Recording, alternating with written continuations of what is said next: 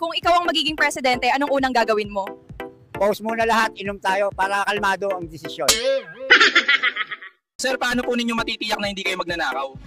Wala akong kukunin. Kasi sanay na akong wala. Kung papibiliin po kayo, pag-ibig o pera?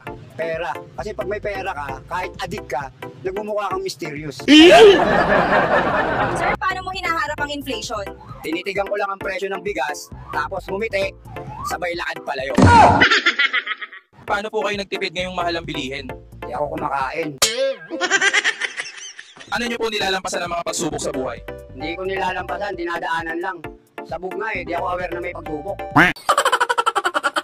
Paano mo malalaman kung ikaw ang problema?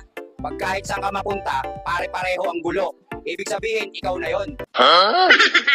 Sir, may balak po ba kayong ayusin ang buhay nyo? Meron. Kaso ayaw makipag-cooperate ng katawan ko. Sir Juan, anong masasabi nyo sa mga babaeng choosy? Huwag silang mag-alala. Hindi rin naman siya option sa akin. Sir Juan, paano maging pogi sa paningin niya? Ipaalam mong marunong ka makinig. Kahit di mo maintindihan, basta may eye contact. Kung may isang bagay po kayong gustong ibalik, ano po yun? Yung ngipin ko sa harap, para kahit sabog ako, may panangga pa rin ako sa hangin.